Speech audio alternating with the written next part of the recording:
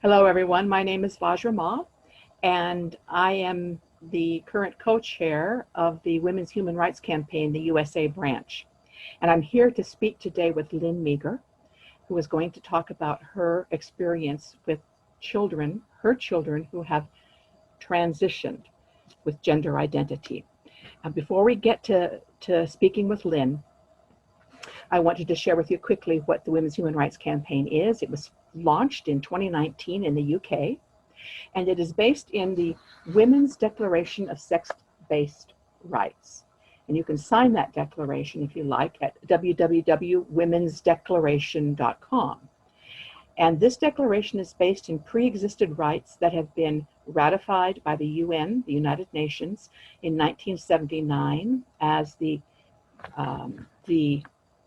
Convention on the Elimination of All Forms of Discrimination Against Women, and then in 1993, the Declaration on the Elimination of Violence Against Women by the UN.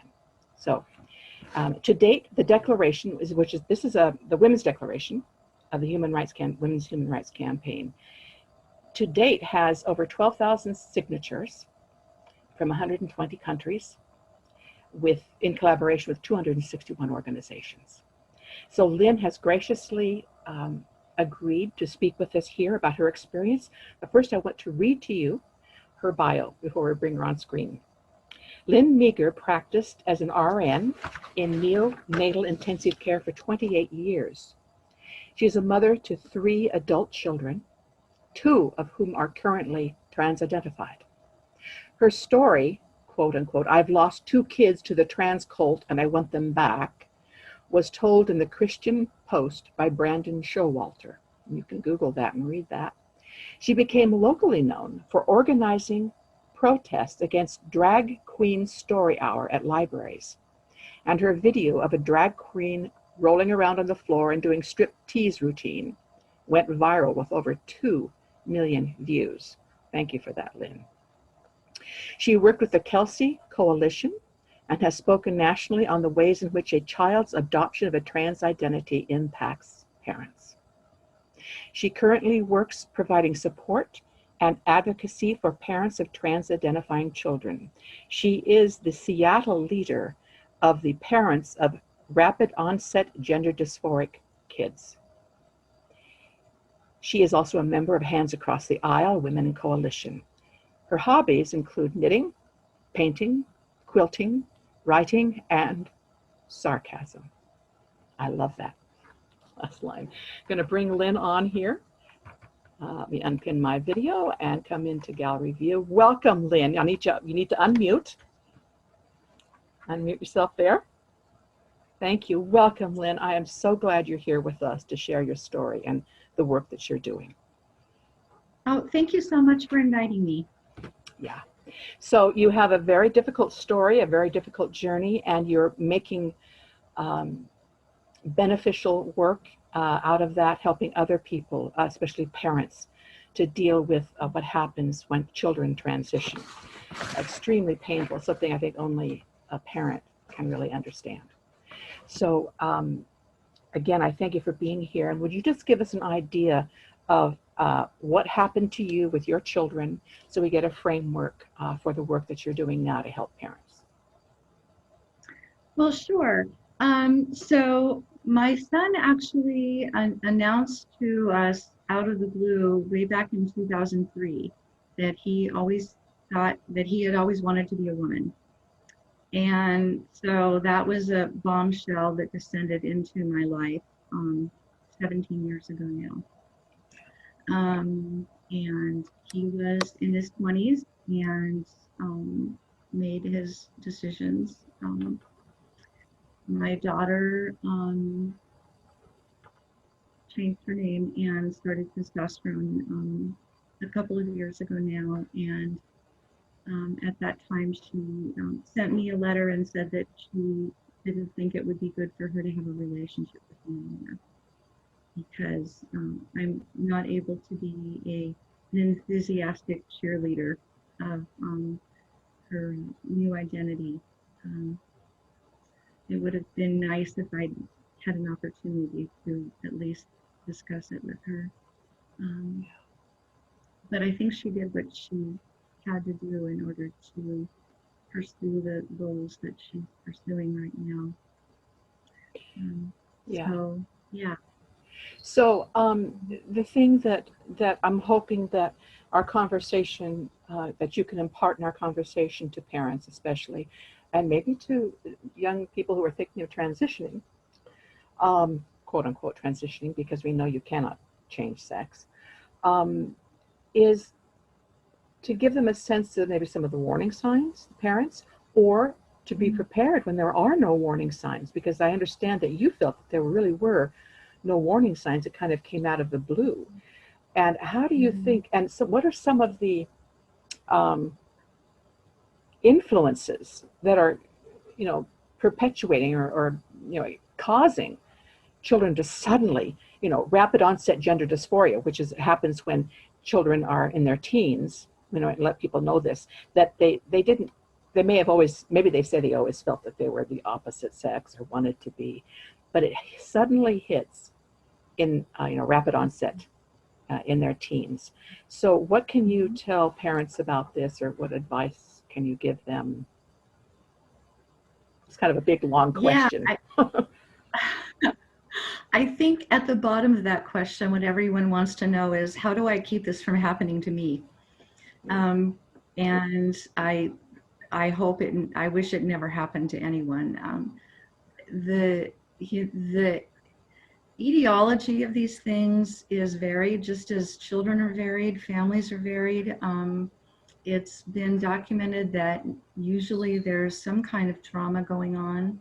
A lot of these kids have they have some kind of trauma. I think about 30% of them, last figure I heard, were on the autism spectrum. Sometimes they're kids that have been kind of socially on the fringes. A lot of them are very, very bright. A lot of them are really artistic. And they just tend to be kind of quirky kids that follow their own way. And one of the things that happens when they make this announcement is they find a tribe. So all of a sudden they've been kind of looking for a place to belong, and now they belong. Because when you announce your new gender identity, you get love bombed. You get support at school, you get support from doctors, you get, a huge online family. You kind of get a glitter family. And personally, I think a lot of it is this need for belonging that kids have. I agree. The need for belonging is like absolutely core to being a human being. It's like one of the most important things. And so what's happening is that, as you said, at school, they get support at school, they get support from doctors, they get support from the media.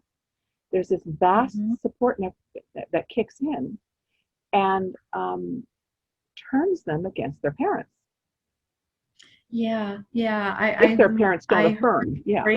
I heard a story about one girl who the school did an entire school assembly just to honor her for this choice. She got a school assembly. Wow. So, contrary to the story that we keep hearing, that these kids are bullied and, that we need to pass lots of laws to protect them. No one should be bullied, but what I'm seeing and what parents are telling me is that they get lots of support at school. There's so much support online for these kids. They have whole communities online. Well, I've heard that sometimes children will go into what is it? I can't remember now. It's not Twitter. It's Tumblr, right? They go in for Tumblr for 2 weeks. They come out and they decided that they're trans. Yeah. So, Abigail Schreier wrote a book recently called Irreversible Damage, and she talked about influencers. That's one of she has a chapter on each group of people that are part of this movement. And one of them was the influencers. And she talked about YouTubers. There's a lot of YouTubers out there doing, and they're monetizing, they're monetizing channels and making money from making videos for kids on how to transition. But there's influencers on Tumblr. There's another site called DeviantArt, where kids go to supposedly to share their art, but mostly they chat together. And there are a lot of kids on there that are identifying as trans, and they pull each other towards it. You know, they'll talk and yeah, you know, you feel left out, you feel, you know, and you feel funny about your body, and that's, you know, this is going to solve your problems. So yeah, absolutely, it's a very common thread in the experience. There's an online. I think this is really valuable information for parents to have, because most people don't have a clue this is going on. The general public. I didn't know what DeviantArt was. I didn't know my kids were getting influenced on DeviantArt and Tumblr and YouTube. I really had no idea. I looked at DeviantArt, and you know, the name of it sounds a little, I was like, deviant, like deviancy. I remember telling my daughter, you know, I don't think do you really want to be on a site called DeviantArt? And she just kept telling me, no, Mom, I just, because I love to draw, I love art, and I'm talking with all these other kids that draw, and we just share our art together. It's really fun. I really like it. And, you know, I mean, I didn't know what they were getting into. And that's part of what's valuable about what we're sharing here today, is that parents can be alerted to these things, all the influences. And then we got the media, which is giving no platform to any dissident kind of an idea, any dissension in gender ideology, you know, that you can be the opposite sex, which you cannot. All that support, and we're silenced. Our voices are silenced to talk about the harms and the damage. And detransitioners, they don't get a voice in the media. So that's why it's so important what you're doing in reaching out. So they have responses to us when we say those things. Either we're TERFs, which means that we're hateful, or if we're not radical feminist TERFs, then we must be right-wing bigots. That must be our problem. You know, as far as the detransitioners, they just say, well, you weren't really trans to start with. You should have known better. You weren't really trans. I'm not quite sure how they're supposed to tell the difference, because everyone who comes in and says they're trans, they say, yes, you are, and they want to start you on drugs like that day. But then if they change their mind, that, well, you weren't really trans. That's the explanation. For those that don't know what TERF means, it's trans exclusionary radical feminist, and it's become a very slur word. And they, you know, TERFs get, you know, I punch TERFs, kill TERFs, die in a fire, TERFs should die in a fire. Really hateful language by some of the trans activists. Not all the people, of course, who are transitioning are like that or want to transition, but there's a large contingency of truly hate speech against anyone who thinks that your biological sex is a reality. Well, I've chosen to wear the TERF proudly. I refuse. I know it's a slur, but you know, if I just say, yep, that's right, I'm a TERF, then it, you know, they can't hurt me by calling me one. And I've decided that TERF stands for I tell everyone real facts. I like that. Yeah. That's a good one. Yeah, you're right. I tell everyone real facts. I'm a TERF.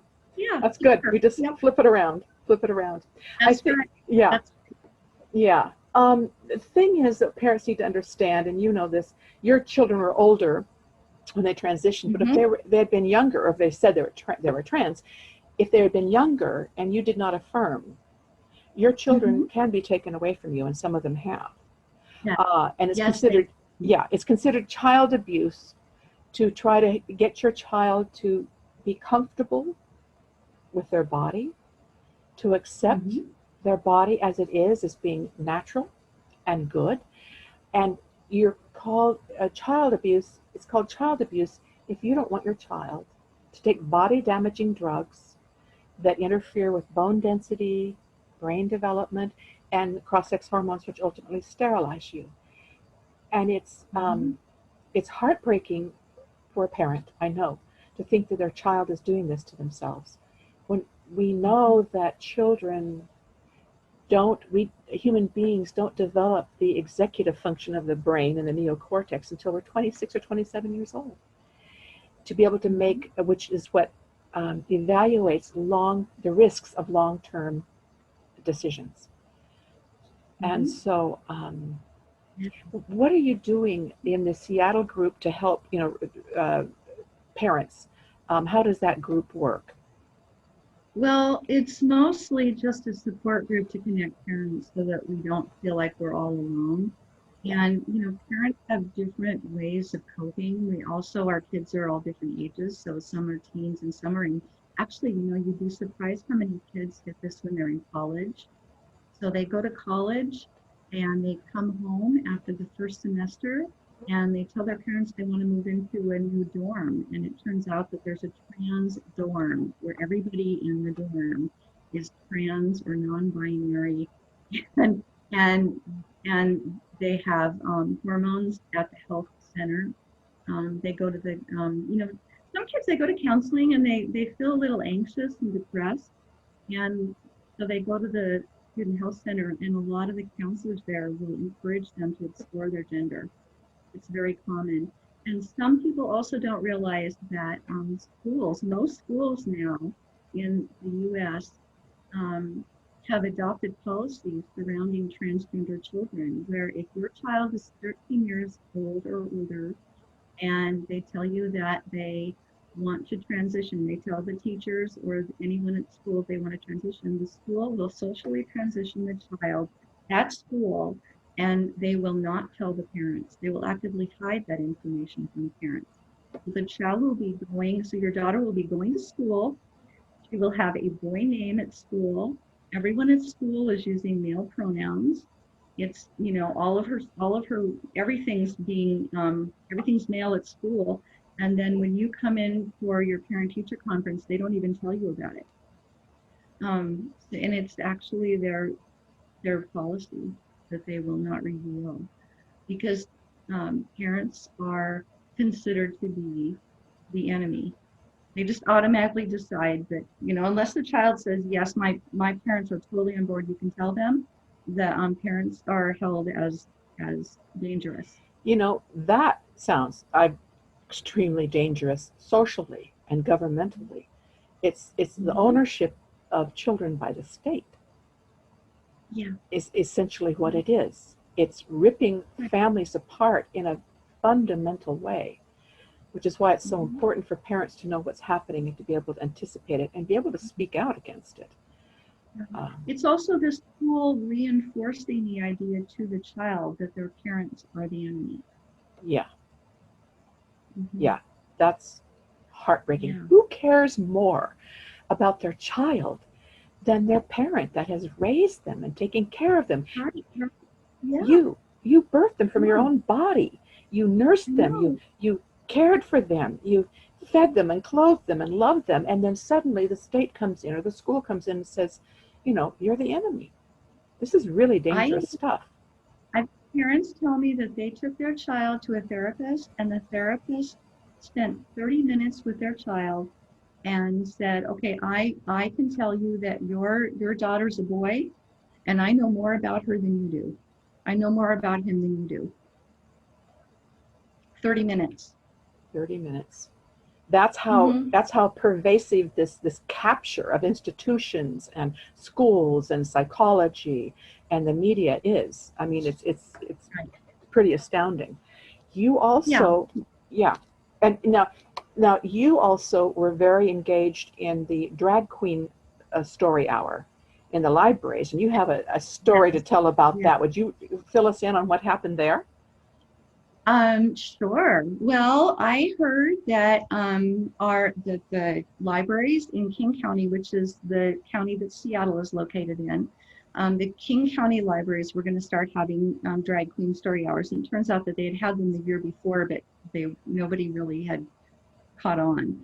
And so I went to a board meeting, and there were probably about 20 of us there at the board meeting that were there to express our concern about these events. And of course, we were completely blown off.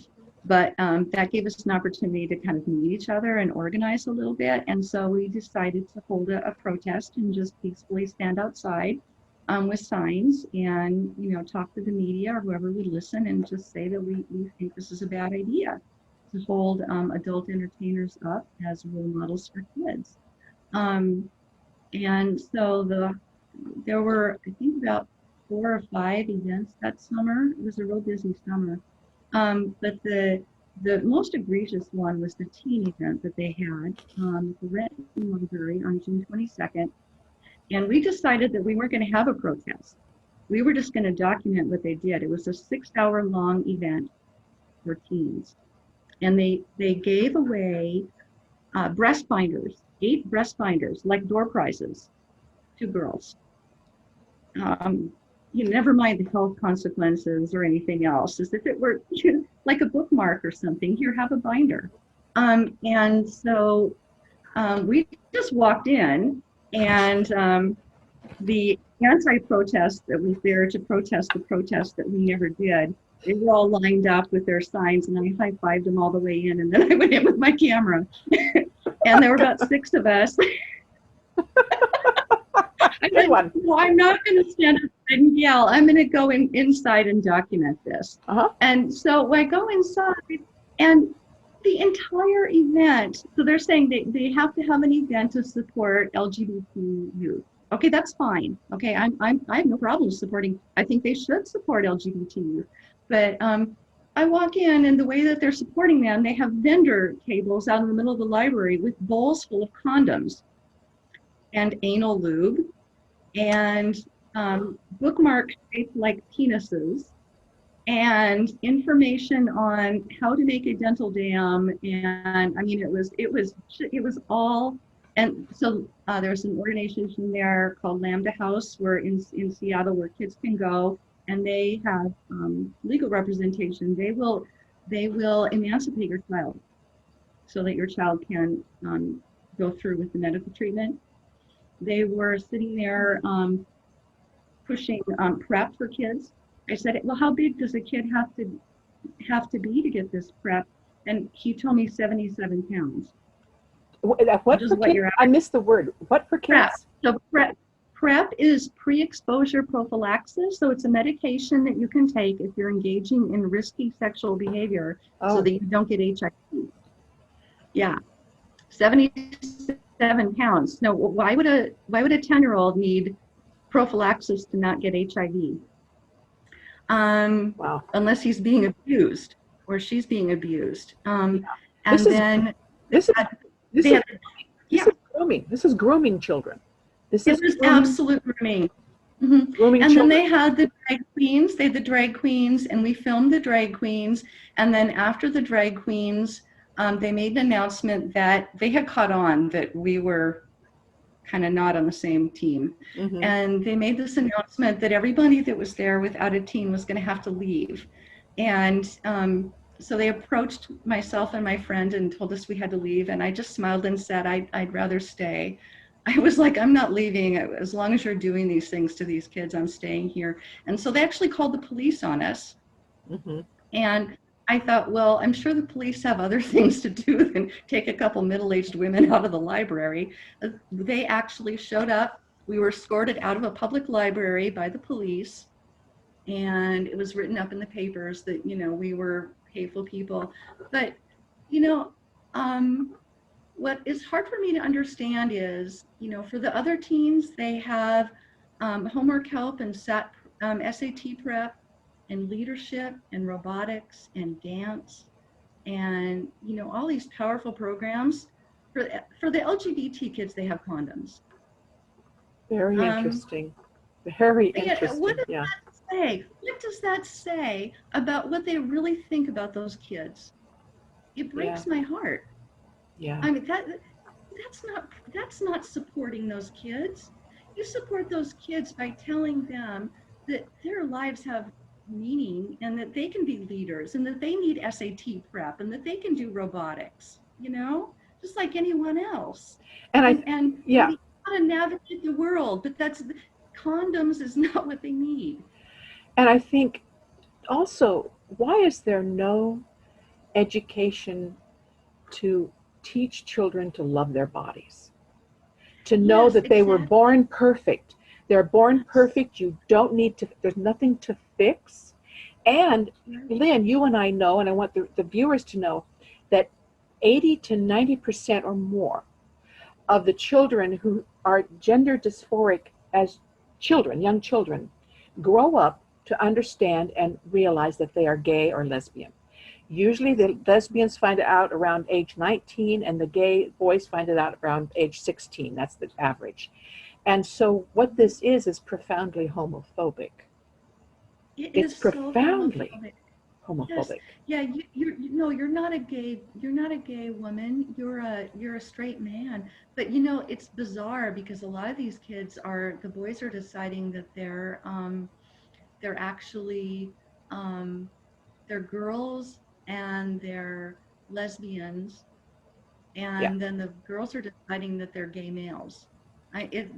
yeah, It comes in every combination. So it does. I don't really think I'm not sure it's even connected to sexuality. I think it has more to do with profound discomfort and an inability to figure out where you fit in the world.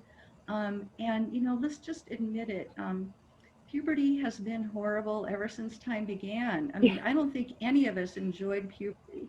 The whole experience of having to shop for your first bra and deal with periods and the yeah, objectification of being noticed by boys and the confusion that causes. And then, how about what pornography is doing in our world and how it's objectifying women? Who in the world wants to be a woman after you see what they do to women in right. pornography? Well, So much misogyny. so much misogyny, and we know that the number of girls presenting at gender clinics in Tavistock, in the main gender clinic in Tavistock in the UK, Mhm. has risen in the past few years 4,000%. The It's number almost of 5,000. girls. What was that? What, Lynn? Mhm. It's almost 5,000 now is the Is it last I almost heard. It's gone 5,000 up. now? Thanks for updating. That was a What, year ago. and why is that? For exactly what you said, that young girls don't want to be rape targets and targets of misogyny and objectification of the body. So that's why the girls have It's just easier to be a man. catapulted. Yeah, It's easier to be a man. It really is. yeah, Plus, it's kind of cool to be trans now. yeah. It It's honestly trendy. is. It's It trendy. is. So I think that what we need to start helping our girls to understand is that there are an infinite number of ways to be a woman, and that it is just fine to be a woman in a haircut and a plaid shirt. And you don't have to wear heels and makeup. You don't have to look like a magazine model. You don't have to be a certain weight or size. Women come in all sizes. They come in all personalities. And also, every time you feel something, it's not necessarily a sign of some significant psychological disorder. We're not okay in this culture anymore with feeling uncomfortable. And we used to understand that sometimes in life you go through uncomfortable times and it gets better. Yeah, And you don't necessarily have to medicalize it every time you feel bad. You can feel really, really, really bad for quite a while sometimes.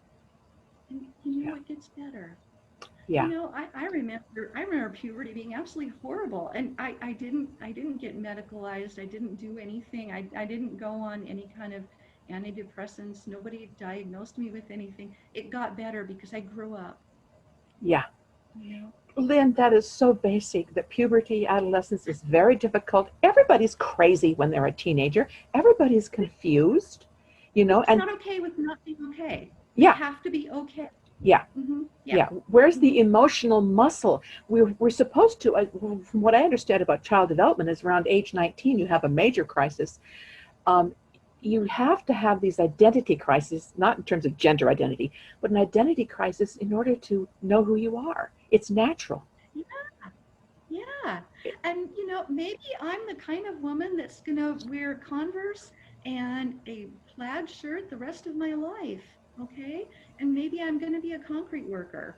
And maybe that's just my jam. Maybe that's just the way I am. That doesn't make me a man. It makes me a woman with a personality. Exactly. Um, And the men too. interesting. They can be Yeah. delicate and Yes. sensitive and Yes. effeminate, if you know that word. It's Yes. just fine. It's just Do you fine. remember Marlo Thomas and Free to Be Yes. You and Me? William has a doll. And we were trying to get rid of all those stereotypes. And now, boom, here they are, only so much heavier than they've ever been. Like, if you aren't, they have these scales that they put in front of kids now, these like, there's a lineup. And you start with Barbie and you go to Ken. This is part of education now. This is approved curriculum. And then Barbie gets like, she starts out with this hourglass figure and she kind of gets just chunkier and a little less beautiful. And then it develops all the way to this burly Ken guy. And the kid has to point to where they feel in that line. And then that means that they're part woman and part man. It doesn't mean you have a personality. It means that you're not really a woman. Well, I don't know what it feels like to be a woman. I just am one. Yeah. I'm just a woman. I don't Yeah. feel like one. No one can tell and you ask these people, okay, well, what is a woman? What's it mean to feel like a woman? They can't tell you because it's all just this invented stuff. And then they Invented. tell you that there's so many, there's so much we've learned all these new things about biology and now sex is a spectrum. But the thing is that there's only two gametes. Okay. Right. You either make eggs or you make sperm. And when Right. they find a third, fourth, fifth, and 10th gamete, you can just let me know. And then I will accept that biology has actually changed. But until then, we've got two sexes. And I'm sorry, it's binary. But there's way more than 100 personalities. So be who you are, but don't change. Your sex is your sex. That's what the kids need to hear. That's what the kids need to Mm-hmm. hear. And you brought up the point that stereotypes, sex stereotypes, gender. I want the viewers to understand that gender identity, as it's being presented, and you just described on this chart from Ken, Barbie to Ken, that it is based in sex stereotypes, which were outlawed by Price Waterhouse by the Supreme Court a long time ago, and which Marlo Thomas, as you referred to, got us in the 70s to realize, no, William can have a doll and she can have a truck, etc. And the definition of gender identity, as it is being proposed in the Equality Act here in the U.S., is gender identity is the gender related. It's a circular definition. Gender is never defined. Is the gender identity is the gender related characteristics, mannerisms, dress, behavior, and other gender related characteristics, and so forth. And so there's no real definition of gender identity.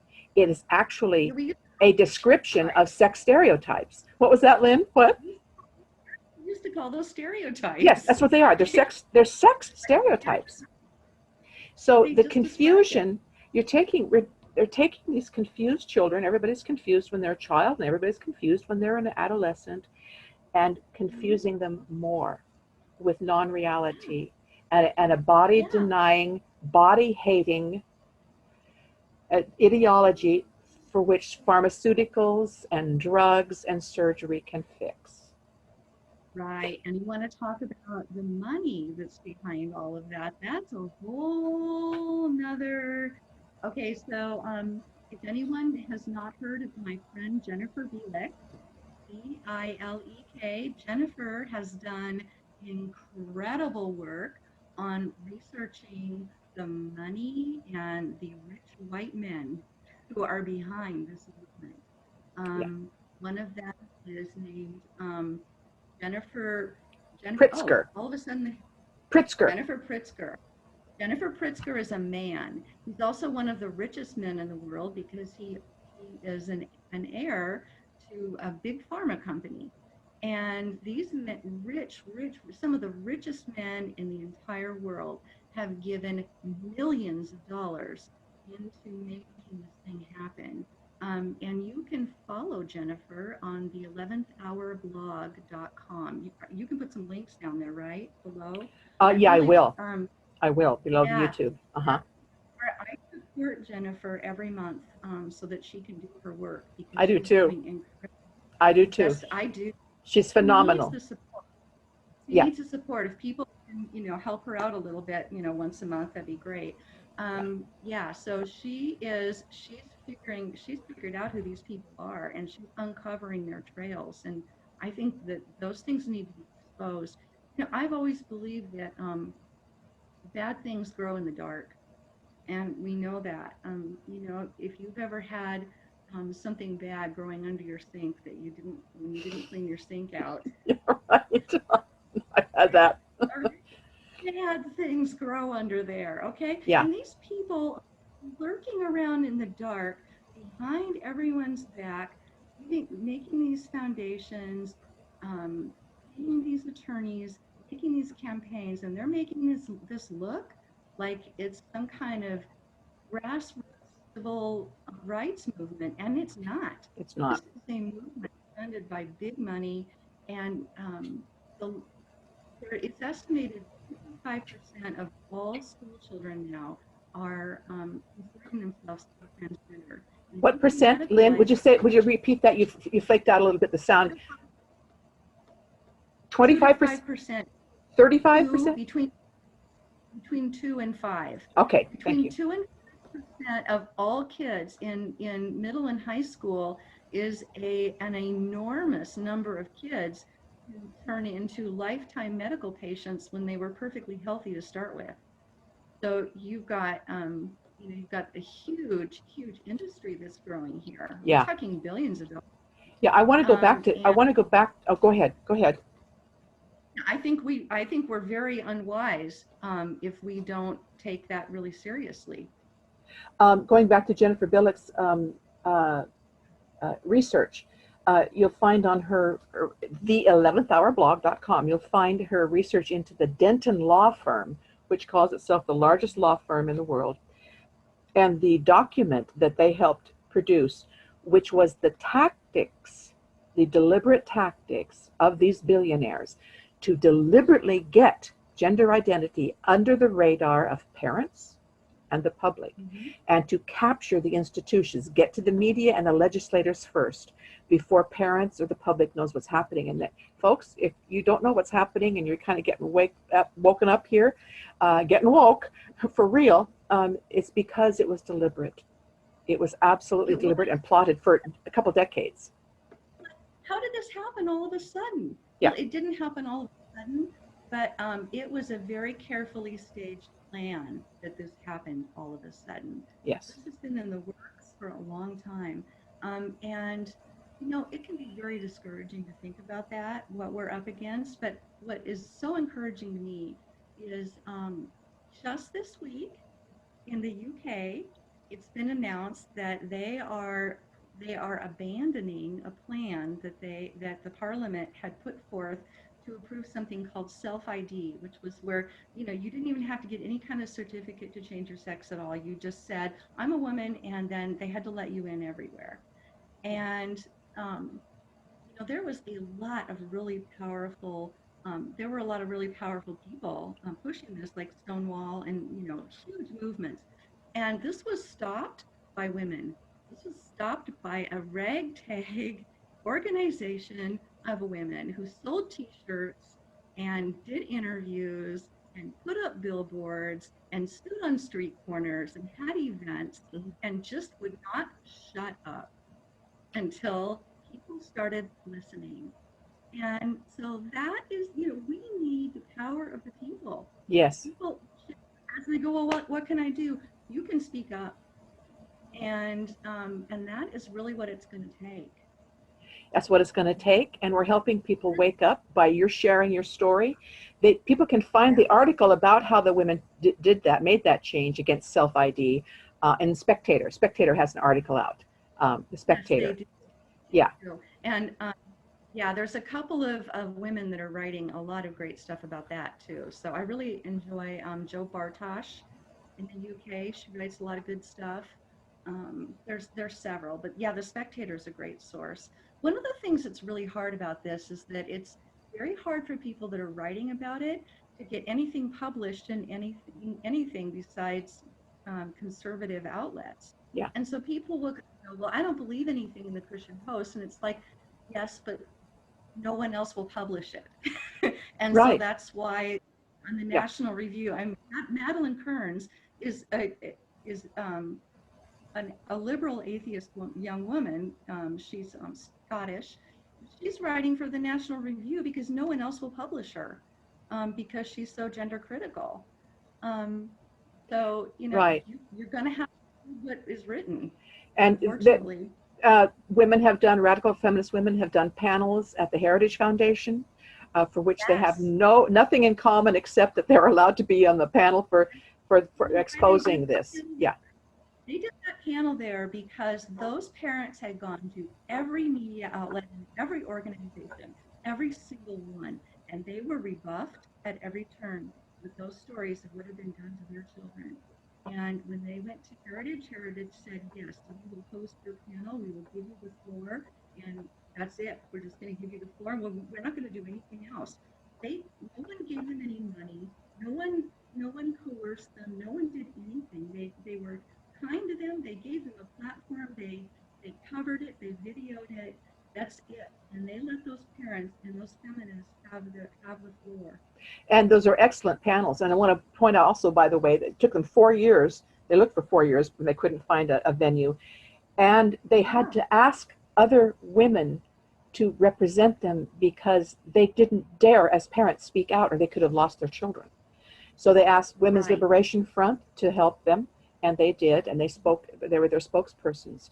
So, it's This is so. one of the reasons that I speak because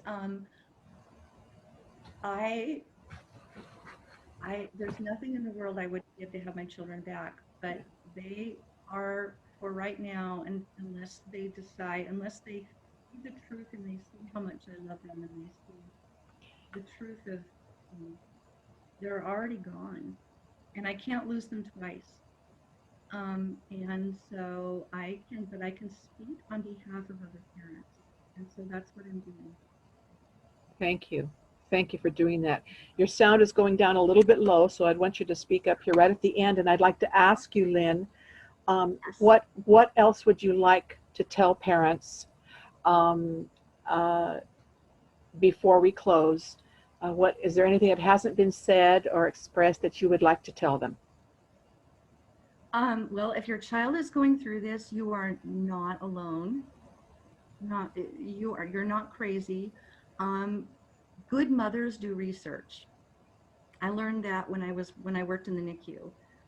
Moms pour themselves into research when their children are troubled, and the more you read about cross-sex hormones and the risks of all these things, the surgeries, the horrors of phalloplasty, oh my God, Lupron, all these medical things that are being done, and the unhappy lives that these people in large part are leading. This is not the future that most of us moms were dreaming of for our kids. So moms do research, and a lot of us have found that, we'll do anything for our kids, but we don't want to, I'm not going to lie. It's not kind to lie, and it's not kind to lie to your children, and it's not kind to affirm a delusion. And so if you firmly know that this isn't the right thing for your child, you might be the only person in their whole life that loves them enough to tell them. And you need to stand by that. You need to also stay in relationship with your child. So do anything you can to keep that relationship going. Sometimes that means that you wait silently and you say what you can, but you don't say more than you can. It's a very hard line to draw. And any mom that needs support, that's what I do, support and advocacy. I can absolutely provide support for all the moms that need it. I do online support. How can they get in touch with you, Lynn? How can they get in touch with you? Can you put in a link to my email? Yes, with but the if you'd video? speak it also. If you'd speak it also. Yes. So a good email for me is parent, PARENTSUP,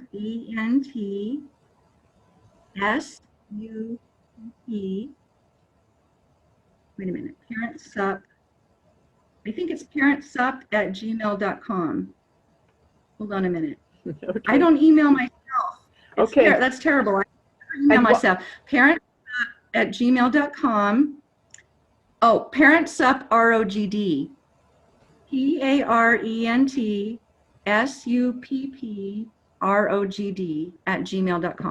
Okay, good. That's my that Okay, I use good. for this. And I will also put Yeah. links for Hands Across the Aisle, Women in Coalition, Yes. and they can and people parents can get a hold of you for the ROGD. And then another great resource is, you know who Lisa Marciano is. Mm-hmm. And Lisa Marciano has a Patreon that you can follow, and she does monthly videos for parents, and they are excellent. She's a Jungian therapist.